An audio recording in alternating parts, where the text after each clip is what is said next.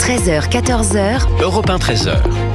De retour avec vous en studio et en direct, Mickaël Dorian avec vos invités, Régis Le Sommier, grand reporter et directeur de la rédaction d'Omerta, et Michel Taube, éditorialiste politique et directeur de la publication d'Opinion Internationale. Bonjour à tous les deux. Bonjour. Bonjour. Le Festival du film de Toronto retire un documentaire sur le 7 octobre pour des questions de droit d'auteur. Alors, droit d'auteur pour qui ? Eh bien, pour le Hamas. Il s'agit d'un documentaire intitulé The Road Between Us, The Ultimate Rescue du cinéaste canadien Barry Everish, consacré au pogrom du 7 octobre en Israël et qui retrace l'histoire du général à la retraite, Noam Tibon, qui s'est lancé dans une opération de sauvetage le 7 octobre pour secourir sa famille au sein du kibbutz Nahal Oz. Il a également porté secours à des survivants du massacre du festival Nova. Alors évidemment, dans ce film, il y a des images du massacre, sauf que qui a filmé et documenté le massacre ? Vous le savez, bien sûr, ce sont les terroristes du Hamas à l'aide de leur caméra GoPro. On comprend que depuis le début, eh bien, on aurait dû demander l'autorisation au Hamas d'utiliser leurs images, Régis Le Sommier.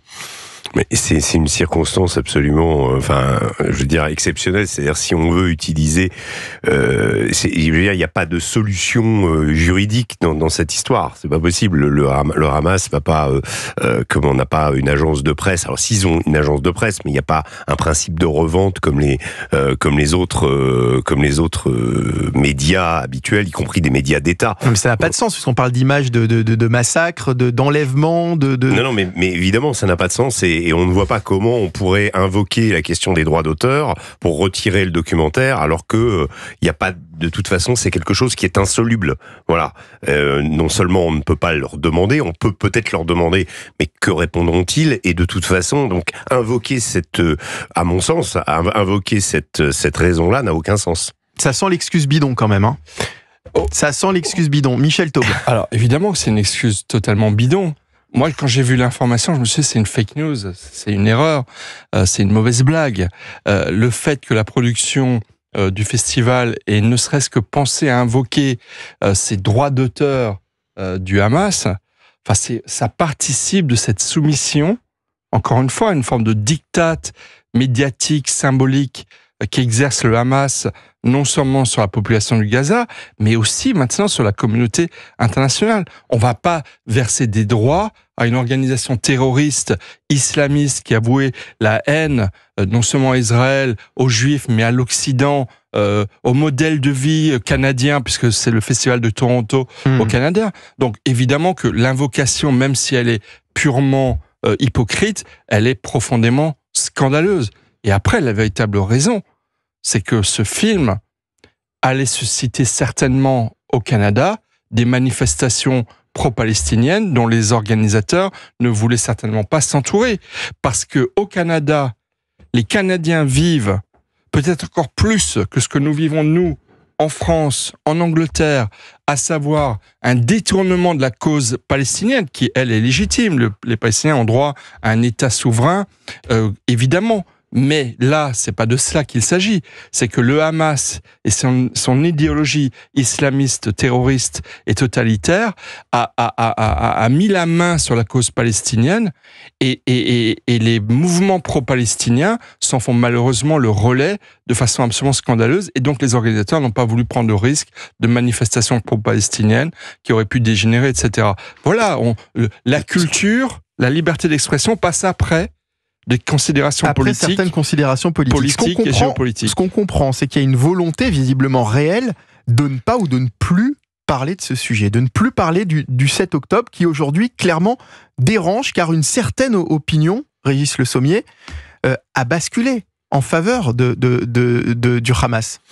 Écoutez, d'un point de vue communicationnel, on peut pas dire qu'Israël ait gagné la guerre, même si c'est débat, on peut le débattre sur la question de l'effectivité de son offensive et des objectifs atteints. Maintenant, on sait que le Hamas n'est toujours pas éradiqué comme le souhaiterait Benjamin Netanyahou. Maintenant, le fait de savoir est-ce que envahir les quelques 25% de territoire de cette bande de Gaza en plus et prendre 6 mois pour le faire avec le coût humain, le sang versé, etc. Est-ce que c'est nécessaire pour aller au bout? Je n'ai pas la réponse, mais en tout cas, on peut débattre vraiment de ça.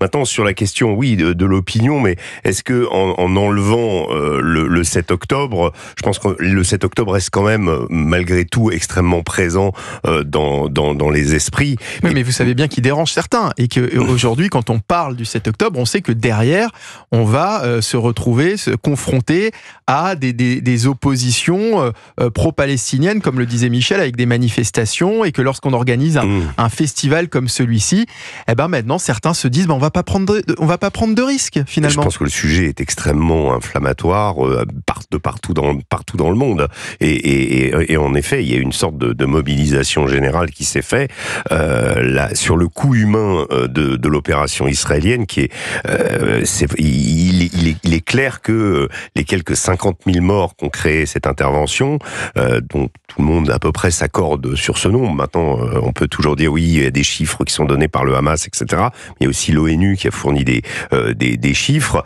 Il y a eu quand même un coût humanitaire terrible sur la bande de Gaza, qui évidemment a rejailli, est exploité par le Hamas, qui s'en sert comme bouclier, de même qu'il se sert des otages comme bouclier aussi. Si les otages n'ont pas été rendus, s'il en reste quelques 20 qui sont encore aujourd'hui, et dont on a vu des images absolument effrayantes récemment, c'est le bouclier, c'est la condition de survie du Hamas.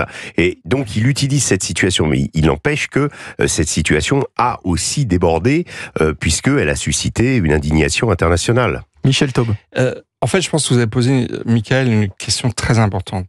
Certains ne veulent plus parler du 7 octobre. Et je pense que malheureusement, vous mettez le doigt sur une grande vérité. C'est-à-dire, effectivement, le 7 octobre s'est traduit par plus de 1000 morts en une journée, en quelques heures. Un mois après, la riposte israélienne a commencé. Le 7 octobre, c'était quoi? C'était un crime contre l'humanité, et c'était une déclaration de guerre du Hamas contre l'État d'Israël. Israël a riposté, déclaration de guerre, Israël est rentré en guerre contre le Hamas. Je pense que 2 ans, bientôt 3 ans après, effectivement, la communauté internationale, bien au-delà des proches du Hamas, veut faire semblant que le 7 octobre ne se serait pas passé pour mieux justifier son soutien à toutes les dérives antisionistes, souvent antisémites, de toute la cause pro-palestinienne, qui se font aujourd'hui le quotidien de ces manifestations. C'est du négationnisme, ce que vous êtes en train de décrire, Michel Taube. On est déjà dans une forme de révisionnisme de l'histoire présente, parce que révisionnisme sur un massacre qui a été entièrement filmé et documenté. Complètement. Ce qui est absurde encore une fois. Et d'ailleurs, moi je rappelle toujours que les premières relents d'antisémitisme qu'on a constatés en Europe et au Canada ont commencé avant la riposte israélienne, avant la riposte militaire israélienne. Comme si le séisme du 7 octobre avait créé une sorte d'appel d'air à un relent non seulement d'antisionisme, mais encore une fois d'antisémitisme. Et j'aimerais ajouter autre chose. J'aimerais revenir un tout petit peu sur Toronto et le Canada. Parce que le Canada, c'est un des pays au monde les plus tolérants et les plus ouverts à l'autre, où les minorités culturelles, sexuelles, religieuses ont la plus grande liberté d'expression. Il y a un système canadien des accommodements raisonnables qui a été extrêmement loin. Bref, le Canada a un peu accompli la promesse de Voltaire, celle de la tolérance. Et aujourd'hui, on a au Canada, comme on a en France et en Angleterre, des mouvements pro-palestiniens qui mettent en exergue une doctrine qui est hostile aux minorités, qui est hostile à la tolérance, qui est hostile au respect de l'autre, hostile au respect des femmes, encore plus des homosexuels et des minorités sexuelles. Quelle hypocrisie, quelle anomalie dans laquelle sont ces organisations, notamment de gauche, LFI et les autres, que de cautionner ce genre de manifestation où c'est l'intolérance qui règne et non pas la tolérance à l'occidental. Toujours est-il que parler de droits d'auteur pour des images de massacres, de meurtres, d'enlèvements de civils, de femmes, d'enfants, c'est un cruel manque de respect pour les victimes, les familles de victimes et les familles d'otages retenues encore à